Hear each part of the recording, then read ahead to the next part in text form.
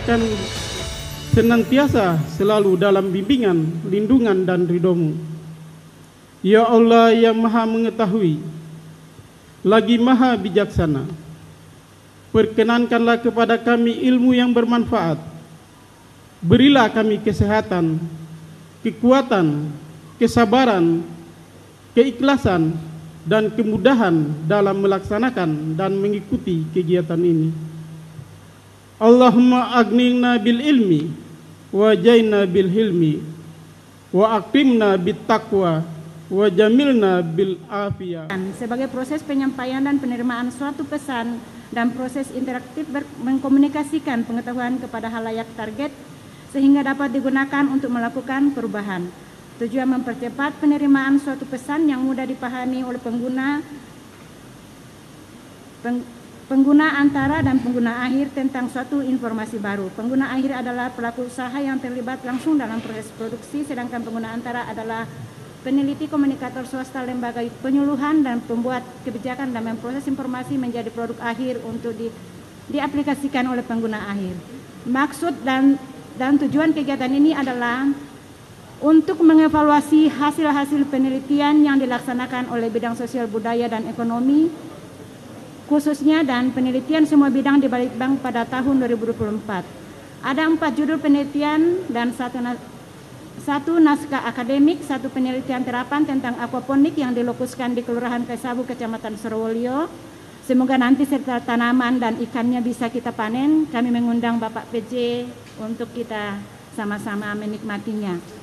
Dan 4 judul lainnya di 2 bidang lainnya dilaksanakan. Jadi keseluruhan 8 judul penelitian ditambah dengan naskah akademik pembentukan BRIDA dan sebentar akan dievaluasi oleh Bapak narasumber dari BRIN.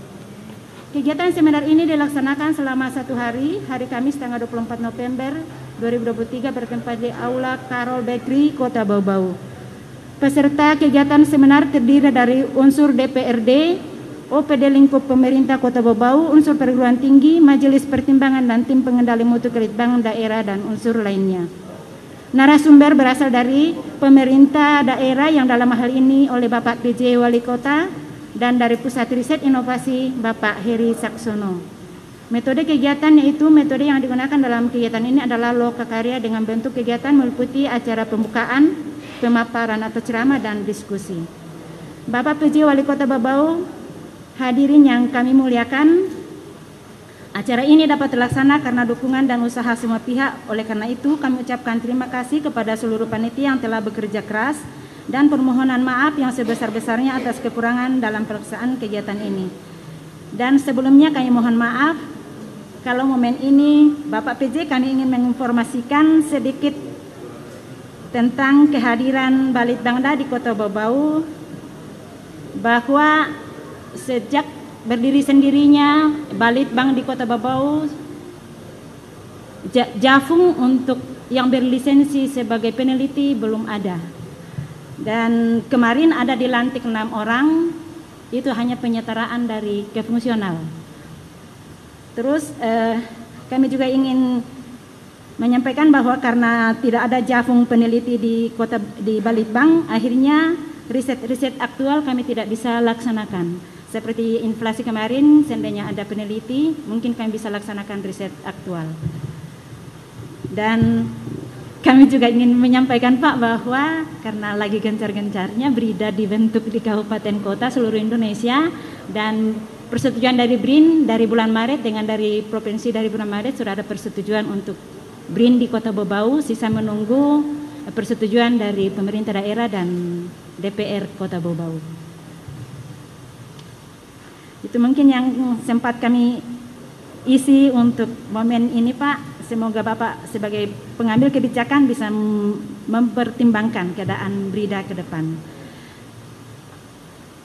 Demikianlah laporan pelaksanaan kegiatan ini yang kami sampaikan dengan memohon kesediaan Bapak PJ Wali Kota Bau-Bau untuk memberikan sambutan dan pemaparan sekaligus membuka kegiatan ini secara resmi. Sekian dan terima kasih. Selamat pagi dan Assalamualaikum warahmatullahi wabarakatuh.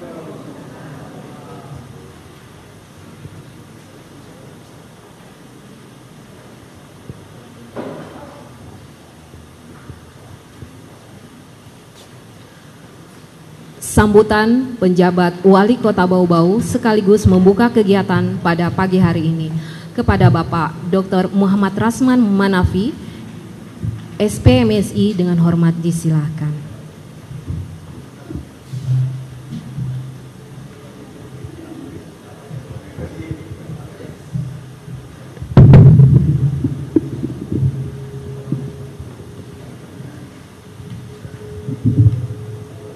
Bismillahirrahmanirrahim. Assalamualaikum warahmatullahi wabarakatuh. Selamat pagi, salam sejahtera buat kita semua. Om Swastiastu, Namo Buddhaya, salam kebajikan, Rahayu. Yang terhormat Pak PJ Sekda, kemudian dari BRIN, Mas Heri, ya, terima kasih Mas Heri. Saya baru tahu istrinya beliau ternyata keluarga saya. Anaknya Pala Owu. Jadi saya cuman tahu Nona, saya nggak tahu suaminya, ternyata beliau suaminya Nona. Pak Rahmat, ini mitra kerja di Bapeda beberapa puluh tahun yang lalu. Beliau memang tepat kalau di badan riset, karena dulu itu beliau jarang meneliti tapi jago berdebat. Jadi saatnya harus dia masuk untuk di bidang penelitian. Kebetulan saya dulu di Kasubag Litbangnya, jadi awal-awal di Bapeda dulu saya megang Litbang, pengembangan kerjasama internasional. Panjang banget dulu judul eselon 4 di Bapeda itu. Termasuk pengembangan kerja, pengembangan SDM, kerjasama, penelitian dan data, pengembangan kelembagaan. Panjang sekali itu, 2 kalimat itu. Bapak Ibu narasumber yang hadir, para peserta acara seminar evaluasi hasil penelitian yang hadir pada pagi hari ini yang saya hormati tanpa terkecuali. Tentu yang pertama saya ingin menyampaikan terima kasih, apresiasi saya utamanya pada legislator yang sudah hadir, karena ada legislator, Bapak legislator yang sudah hadir belum sempat ya. Nah, sesungguhnya saya menginginkan ada legislator yang hadir karena di beberapa pertemuan di eksekutif saya sering menyampaikan bahwa kalau kita mau merencanakan sesuatu, maka kita harus benar-benar paham apa itu perencanaan. Perencanaan yang baik itu akan menyelesaikan persoalan yang dihadapi itu 50%. Jadi kalau kita merencanakan yang baik, 50% persoalan semuanya sudah terselesaikan. Tinggal bagaimana kita menuntaskan. Itu paham orang perencana. Kemudian perencanaan yang baik supaya bisa menyelesaikan seperti paham itu harus didasarkan oleh informasi yang diperoleh untuk mengambil keputusan. Dan informasi yang diperoleh yang baik itu berdasarkan data yang diolah, dianalisis. Karena semua informasi itu adalah hasil pengolahan dari data yang diterjemahkan. Nah, data itu diperoleh dari mana? Data diperoleh itu dari penelitian, dari pengkajian, penelaahan. Nah, rangkaian cerita ini yang kemudian saya berpikir, ya kalau kita merencanakan dengan baik berdasarkan data yang kita miliki, dengan data yang benar-benar valid, tidak terlambat, tidak sangat update misalnya kan, itu akan sangat membantu kita melaksanakan perencanaan yang baik, dan itu akan masuk dalam implementasi yang tepat. Bapak Ibu hadirin yang berbahagia, pada kesempatan yang hemat saya penting saat ini, bahwa kita ingin merefleksi kinerja Balitbang, Badan Litbang yang sudah berapa banyak riset atau penelitian yang sudah dilaksanakan, termasuk inovasi. Saya tadi dengar dari Mas Heri bahwa inovasi kota kreatif ya Mas ya, namanya ya. Kota kreatif itu sudah diinisiasi beberapa tahun yang lalu Mas ya. 2019 sudah dimulai ya. Namun ternyata kita agak sedikit stuck. Sementara kalau kita bicara kota kreatif, Dari definisi saja harusnya di Sulawesi Tenggara itu hanya ada 2 yang sudah memenuhi syarat awal.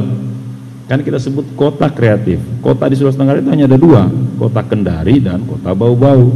Jadi kalau ada kabupaten yang mendahului 2 kota ini, itu berarti kabupaten kreatif yang mendahului kota kreatif. Nah, jadi harusnya kota lebih dahulu. Nah, kreativitas itu bisa muncul kalau ada interaksi yang intensif. Interaksi apa? Interaksi antar 2 komponen. Baik itu orang dengan orang maupun orang dengan pemikirannya. Jadi kreativitas itu bisa muncul karena interaksi. Tidak ada kreativitas yang muncul itu hanya karena perenungan. Jadi karena kreativitas itu akan dibuktikan apakah itu kreativitas itu dapat diimplementasikan atau tidak, dibuktikan dengan hasil interaksi. Hasil interaksi dari orang dan pikirannya atau orang dengan yang lain sebagai makhluk sosial. Nah, saya berpikir bahwa penelitian dan pengembangan itu adalah media untuk melakukan interaksi baik antar orang maupun orang dengan pemikiran. Sehingga kreativitas itu harusnya muncul dari badan litbang daerah. Itu yang menurut saya media tempatnya memunculkan ide kreatif. Nanti ide kreatif itu kemudian diimplementasikan, dianalisis dan selanjutnya itu nanti masuk di badan perencana dan selanjutnya. Nah, kami di pemerintah kota, Bapak Ibu yang berbahagia, kita ada 8 arahan strategis itu dari pusat, provinsi bahkan daerah yang mengamanahkan kita untuk kita melakukan percepatan bahkan fokus dalam penanganan. Beberapa kebijakan itu antara lain yang pertama adalah penanganan kemiskinan ekstrim. Itu sudah lama berjalan dan saya kira perlu ada percepatan dalam membangun ide-ide baru. Kemudian yang kedua terkait penurunan stunting. Ini kita sering cerita, kita punya bonus demografi. Bahwa kita punya generasi, bonus demografi itu artinya kelompok muda pada saat tertentu itu sangat banyak dan itu dapat diharapkan membangkitkan kekuatan ekonomi, kekuatan sektor yang mengandalkan tenaga kerja. Namun bonus demografi Indonesia saat ini itu kalau tidak dapat dimanfaatkan, apalagi misalnya generasi yang akan dibangkitkan itu mengalami stunting, mengalami kemunduran mental. Saat ini perang mental banyak. Itu akan menjadi masalah baru di generasi ke depan. Karena kenapa? Orang yang muda tadi ini kan akan beranjak terus, pada generasi berikutnya dia akan menjadi tua. Pada level di situ orang tua akan banyak. Dan itu sekarang dialami oleh negara-negara maju. Negara-negara maju di G20, bahkan G8, G8 dulu itu yang diawali negara-negara maju itu, Inggris, Prancis, bahkan beberapa negara-negara di Eropa ini sudah merasakan, memang mereka unggul dulu, tetapi yang unggul-unggul itu sudah tua semuanya. Nah itu yang menjadi tantangan tersendiri buat kita nanti 20 atau 30 tahun ke depan. Saat ini kita belum merasakan, yang akan merasakan adalah anak-anak kita. Bagaimana persaingan saat itu nanti, di saat kita sudah tua semuanya. Yang ketiga adalah tentang inflasi. Nah, saya kira tadi sudah disampaikan oleh Ketua Panitia bahwa ya karena peneliti kita belum ada ya fungsionalnya, jadi akhirnya kita juga ingin berkontribusi ke penelitian-penelitian, apa istilahnya tadi? Penelitian tematik apa? Aktual. Penelitian aktual itu akhirnya tidak terlalu berkembang. Saya ingin mendudukan bahwa kita harus ambil langkah untuk memastikan fungsional penelitian itu ada. Karena bahwa dia ada di dalam satu badan atau nanti dia berintegrasi dengan badan perencana atau apapun namanya, itu harus ada. Karena kenapa? Di pusat saja itu sudah dijadikan dalam satu badan riset. Karena riset itu tidak bisa lagi sangat sektoral.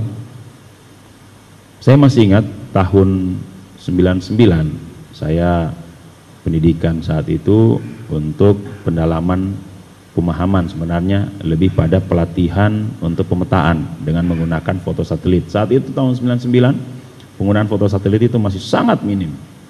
Nah saat itu zaman Pak Habibie menginisiasi satu di BPPT saat itu Mas Heri, itu di Inventaris Sumber Daya Alam, dia mengumpulkan perwakilan-perwakilan kawasan pengembangan di Indonesia. Dulu ada di Sulawesi Tenggara namanya KAPET, Kawasan Pengembangan Ekonomi Terpadu. Ya, itu di bawah Dewan Pengembangan Kawasan Timur Indonesia di PKTI, ketuanya Pak Habibie saat itu. Itu orang-orang muda dipanggil, terus dididik untuk mempelajari teknologi-teknologi terapan. Dan saya saat itu kebetulan dapat kebagian untuk mempelajari bagaimana mengelola wilayah, memahami wilayah dengan menggunakan citra satelit. Yang dulu orang bilang satelit itu kayak tinggi sekali tahun 99. Kita hanya tahunya saat itu mungkin barangkali peta. Mungkin saat itu kita belum juga nyampe namanya foto udara. Sementara di Eropa, di luar, merencanakan wilayahnya sudah menggunakan foto satelit dan foto udara. Kita mengukur jalan dari Bau-Bau mungkin ke Lakologou lah, dari Wolio ke Lakologou. Kalau kita mengukur jalan kan kita masih pikul teodolit, dan itu kita mengukur masih kita keker. Kira-kira perlu 1 minggu untuk bisa kita sampai ke sana selesai. Dengan menggunakan citra satelit, apalagi dengan resolusi tinggi, itu cukup diselesaikan dalam 15 menit dan sangat detail. Bahkan sudah ada 3D-nya saat ini. Kita mau misalnya membangun sesuatu dengan 3 dimensi di kawasan hutan, kita bisa buat. Dan sekarang lebih jauh lagi dari itu, di dalam laut sudah bisa didesain 3 dimensi. Saya masih ingat tahun 2007, saya riset doktoral saat itu model 3 dimensi di laut kita sudah buat. Bukan hanya batimetri, jadi kalau misalnya ada tumpahan minyak masuk di laut, bagaimana pergerakannya dia mengalir, itu sudah ada. Dan itu berangkat dari pemetaan. Nah, ilmu pemetaan itu sudah sangat berkembang di akhir tahun 90-an. Nah, saya kira yang saya ingin sampaikan di sini bahwa teknologi informasi, teknologi analisis yang digunakan sekarang sudah sangat mengemuka. Kita tidak bisa lagi tidak mengadopsi itu, karena orang sudah menggunakan itu, kita akan tertinggal. Dan saya kira dalam konteks saat ini, salah satu perang yang dilakukan saat ini bukan cuma perang fisik, tapi perang non fisik. Perang non fisik itu budaya, teknologi, itu adalah perang-perang non fisik. Atau adalah Pak Muladi, Gubernur Lemhanas dulu menyebutkan itu immiliter, perang immiliter. Itu sudah dimulai tahun 2000. Itu yang kemudian saat ini kalau saya lihat inflasi kita itu bukan karena hanya daerah kita, karena dipengaruhi oleh interaksi antar daerah.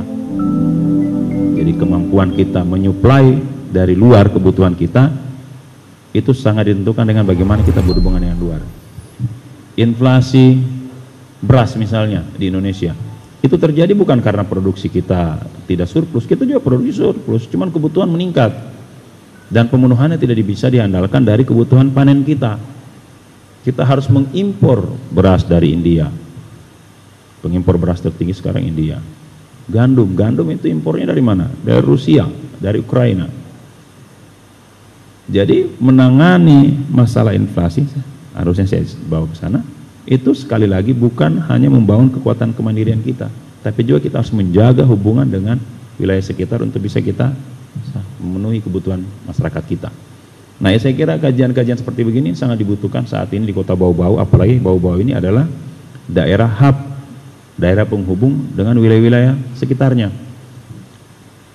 Hampir 3 minggu yang lalu, saat cabai, ini saya cerita sedikit soal inflasi, saat cabai kita kekurangan, harga cabai kristal itu pernah tembus 150.000 per kilogram. Itu pernah tembus kita. Dan ternyata penyebabnya bukan karena kita banyak makan cabai, bukan. Cabai tetap sama konsumsinya kita makan, tetapi karena harga naik itu karena permintaan dari wilayah sekitar kita yang tinggi, termasuk Ambon. Ambon itu datang belanja di sini cabai, apalagi kalau wilayah sekitar. Seminggu setelah itu saya perintahkan Kadis Perindak, dari mana suplai cabai yang bisa kita peroleh? Katanya dari Makassar. Bisa suplai berapa? 20 ton bisa? Enggak bisa. Karena di Makassar juga sudah mulai menjaga dia punya stabilitas. Kita cuma bisa import 5 ton. 5 ton tiba di Bau-Bau, tidak sampai seminggu habis. Yang konsumsi bukan orang Bau-Bau, orang sekitar. Nah, kita butuh analis wilayah itu. Kalau kita suplai sesuatu di sini, kenapa harganya mahal? Ya karena dia keluar dulu, sudah diserap dari luar. Bahkan yang lucu ikan. Nah, saya cerita soal inflasi ini. Ikan itu kita produksi yang sandar ke bawah itu banyak, tapi penyimpanan kita tidak berfungsi. TPI kita tidak berfungsi. Akhirnya ikan itu dibawa ke Buton Selatan, disimpan di sana karena ada cold storage di sana. Pada saat kita butuh ikan yang setelah disandarkan di bawah kita beli dulu Buton Selatan. Akhirnya harganya menjadi 2 kali lipat. Dan itu ikan memang yang menarik, selalu menjadi penyebab inflasi daerah kita. Sementara kita di pinggir laut, produksi utamanya ikan. Nah, kenapa inflasi? Kalau bicara inflasi, pikir, tidak ada kaitannya ini ibu rumah tangga. Jangan salah. Inflasi itu sesungguhnya menceritakan kemampuan kita untuk mensejahterakan rakyat kita. Kalau semakin tinggi kemampuan rakyat kita tidak akan mampu untuk membeli bahan pokoknya. Apa yang terjadi? Pasti kelaparan dan mungkin barangkali akan ada konflik sosial karena pembunuhan terbatas. Tetapi tidak bisa inflasi kita menolkan, tidak bisa juga. Karena kenapa? Karena kita harus menjaga juga masyarakat kita yang melaksanakan produksi. Kalau kita nolkan, dia sudah mengeluarkan biaya produksi, akhirnya harganya, deflasi namanya, harganya akan jatuh. Itu pernah terjadi di Bau-Bau. Saya baca datanya, waktu panen tomat sangat tinggi, kemudian harga jatuh sampai 1.000 per kilogram tomat. Orang nggak mau panen lagi, sementara dia sudah mengeluarkan biaya. Jadi inflasi tidak harus kita matikan atau kita nolkan, tetapi kita harus jaga stabilitasnya. Nah, stabilitas inflasi Indonesia itu di angka 2,5. Saat ini Kota Bau itu masih 3,5. 1 poin, berarti masih terasa beratnya kalau kita belanja. Kalau dia turun di angka 2,5 baru dia stabil. Kalau di bawah itu kita nyaman konsumen, tetapi petani kita, nelayan kita tertekan. Mereka saat naik inflasi mereka senang, wah harga mahal. Tapi yang menderita itu pembeli. Jadi kita harus mencari posisi yang optimal. Posisi optimal itu dalam konsep ekonomi itulah pertemuan supply and demand, itulah harga. Jadi itu yang kita jaga. Nah itu perlu kajian, perlu penelitian, perlu diskusi. Diskusinya berdasarkan apa? Berdasarkan data, bukan berdasarkan feeling, apalagi baca koran.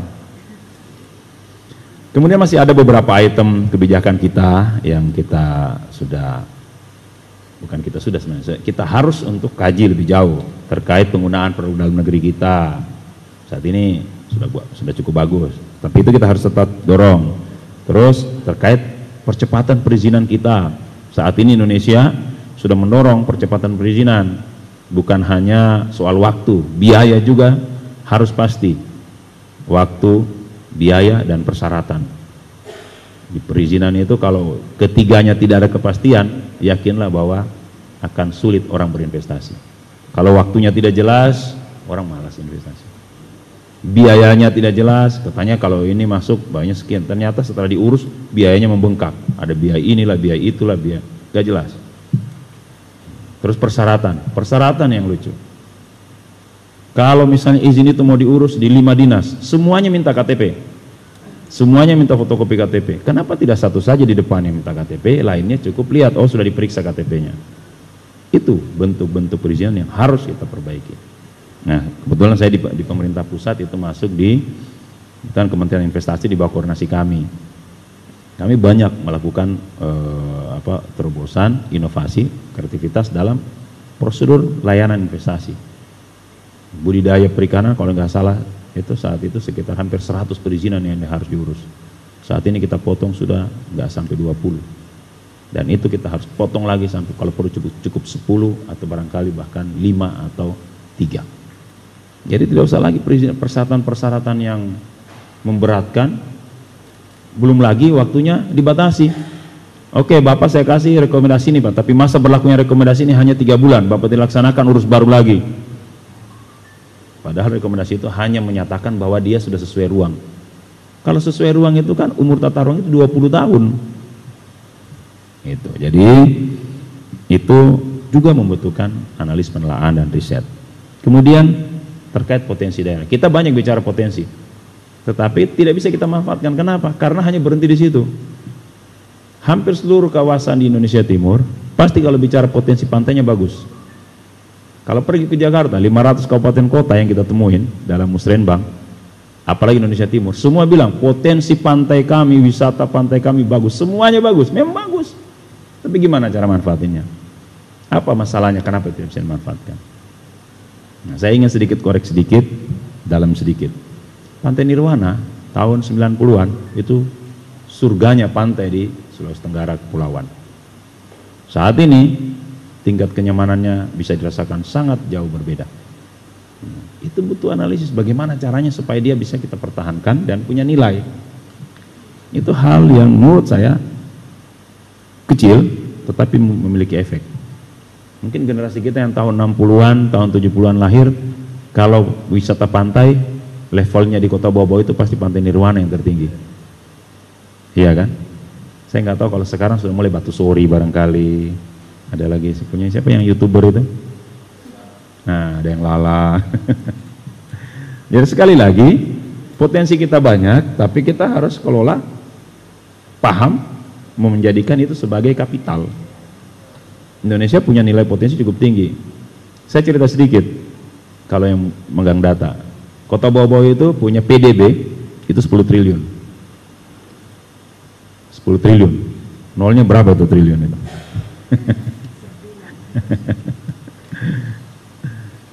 10 triliun PDB. PDB itu ngerti apa? PDB itu uang yang beredar di Kota Bau-Bau, transaksi yang beredar di Kota Bau-Bau itu mencapai 10 triliun. Itu BPS resmi ngeluarin. 10 triliun uang yang beredar di Kota Bau-Bau ini, orang belanja, orang apa. Tapi uang yang menjadi pendapatan asli daerah tidak sampai 200 miliar. Apa artinya itu? Kita tidak mampu menyerap dengan potensi yang kita miliki. Potensi sebagai kawasan penghubung timur dan barat. Potensi sebagai pintu gerbang ekonomi. Saya masih ingat itu. Kita memang menjadi pintu gerbang, tetapi kita hanya menjadi gapuranya saja. Masih banyak lagi soal penyuksesan pemilu, kita juga menjadikan ini prioritas, apalagi depan kita akan hadapi pemilu, dan ini yang namanya pemilu jangan jadikan sebagai ajang, itu konsentrasi wajar lah, tapi bukan menjadi ajang perpecahan. Itu kan namanya pesta demokrasi. Di mana-mana pesta itu orang bersenang-senang, bukan setelah pesta orang berantem sampai nanti tunggu 5 tahun lagi. Itu image-nya harus kita rubah. Makanya selalu saya bilang di tagline saya, saat ini pemerintah kota itu yang pertama dilakukan adalah mari kita kerja bersama.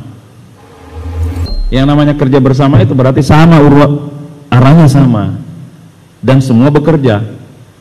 Kalau kerja bersama bukan berarti sudah arahnya sama, semua ada kita ketemu, oke setuju, kita mau ke sana, sudah berdebat panjang lebar 2-3 hari berdebat, arahnya sana kita sudah tajam ini. Pada saat kita panggil, ayo kita ada mau kerja begini, mulai ngeles. Tahu ngeles? Hal sepele saja, dan itu saya kira harus cepat dirubah, karena nanti kalau akan menjadi kebiasaan, jadi budaya, seakan-akan itu benar.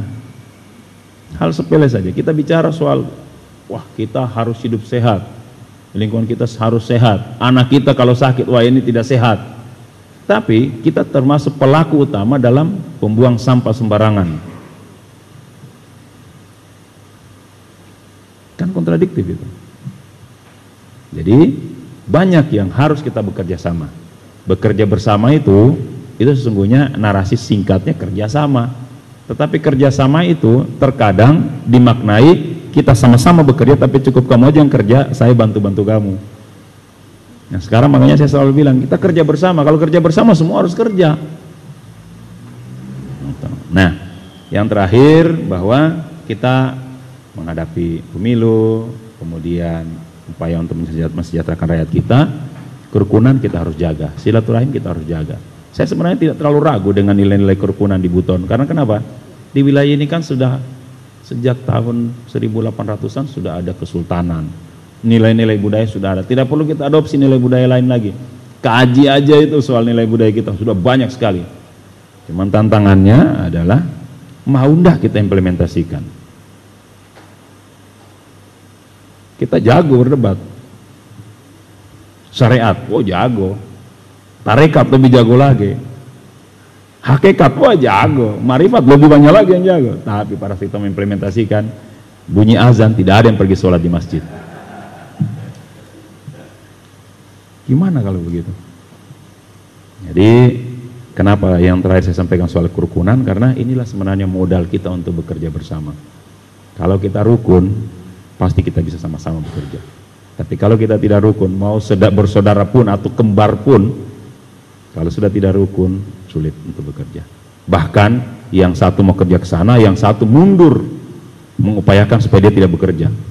Itu karena tidak rukun. Jadi 8 prioritas pembangunan yang kita arahkan dari pusat sampai daerah, itu yang saya terjemahkan buat Kota Bau-Bau. Nah, itu membutuhkan berbagai penelitian, berbagai perdebatan, diskusi, dan bukan hanya selesai di dokumen riset, penelitian, kajian, tetapi harus dapat diimplementasikan. Nah, saya menantang Balitbang Kota Bau-Bau, Pak Rahmat dan tim, dari semua riset yang ada, berapa persen yang sudah terimplementasi dan dapat diimplementasikan. Itu harus keluar per triwulan. Per triwulan. Misalnya risetnya, kami sudah peneliti tentang ini. 20. Nah, triwulan berapa persen? Triwulan pertama, bulan 3 kita cek, mana yang sudah terimplementasi. Terimplementasi itu tidak berarti sudah harus Pak Rahmat yang pergi jalan dia, enggak. Bisa jadi itu menjadi kebijakan di sektor, kebijakan di daerah, itu terimplementasi. Ukuran implementasi itu adalah outcome-nya ada. Nah, riset, outputnya apa? Dokumen. Dokumen itu outputnya apa? Dilaksanakan isi dokumen itu. Berarti riset punya outcome adalah dilaksanakan. Saya nggak usah bicara lagi benefit atau impact-nya. Kan tahapan output itu output, outcome, benefit, impact. Saya nggak usah nanya impact-nya, terlalu jauh. Impact itu biasanya 20 tahun. Kita bicara outcome-nya aja. Setelah selesai dokumennya, dokumen ini jadi nggak dilaksanakan. Nah, itu yang kita. Nah, Litbang ukurannya di situ. Saya kira barangkali saya akan mempersingkat sambutan saya, dan saya kira tepatnya nanti akan diperkaya dengan Mas Heri, termasuk diskusi kita. Saya juga sebenarnya sangat ingin hadir sampai selesai acara ini. Ingin mendengarkan update baru dari hasil tim Pak Rahmat bekerja dalam melakukan pengkajian. Benar. Tapi karena beberapa agenda tentu saya juga harus berkesempatan untuk menghadiri. Saya sangat berharap setelah diskusi ini nanti Pak Rahmat tolong disiapkan laporan singkatnya tentang apa yang akan kita tindak lanjuti, dan tidak usah panjang-panjang, tidak usah berangkat dari GBHN, tidak usah terlalu tinggi, apalagi berangkat dari globalisasi, imperialisme, tidak usah. Berangkat aja dari apa yang kita diskusikan, kemudian tajamnya kita mau apa, dan outputnya apa dari itu. Kalau itu kita lakukan, dan kalau outputnya tercapai, maka outcome-nya apa yang akan kita dapat. Jangan langsung benefit. Ngerti kan ceritanya? Misalnya begini saya cerita, saya tambah lagi sedikit narasinya. Kita ingin mensejahterakan rakyat. Asumsi kita mensejahterakan rakyat itu kalau misalnya kita memberikan bantuan Katinting. Itu. Outputnya bantuan Katinting adalah Katinting itu dapat meningkatkan pendapatan pengelola Katinting. Jangan nanti kita cerita laporannya, kalau Katinting kita berikan, maka Kota Bau-Bau akan meningkat pendapatannya. Terlalu jauh. Ini yang terima Katinting dulu, dia meningkat nggak? Itu dulu. Nah, itu yang saya bilang, jangan lompat dari outputnya langsung dampak, terlalu jauh. Kalau kita begitu artinya kita cerita syariat, setelah itu kita langsung marifat. Jadi nggak ada yang sholat. Saya kira barangkali itu yang dapat saya sampaikan. Mohon maaf kalau ada kurang tepat dalam penyampaian saya, dan sebelum menutup, hadirin yang berbahagia, dengan mengucapkan Bismillahirrahmanirrahim pada hari ini Jumat, hari berkah 24 November 2023. Kegiatan seminar evaluasi hasil-hasil penelitian bidang sosial budaya, ekonomi, dan kependudukan Badan Penelitian dan Pengembangan Daerah Kota Bau-Bau saya nyatakan dibuka dengan resmi. Dengan selalu mengharap berkah dan ridho Allah, hasil diskusi ini akan bermanfaat buat negeri kita. Billahi taufiq wal hidayah. Assalamualaikum warahmatullahi wabarakatuh. Terima kasih.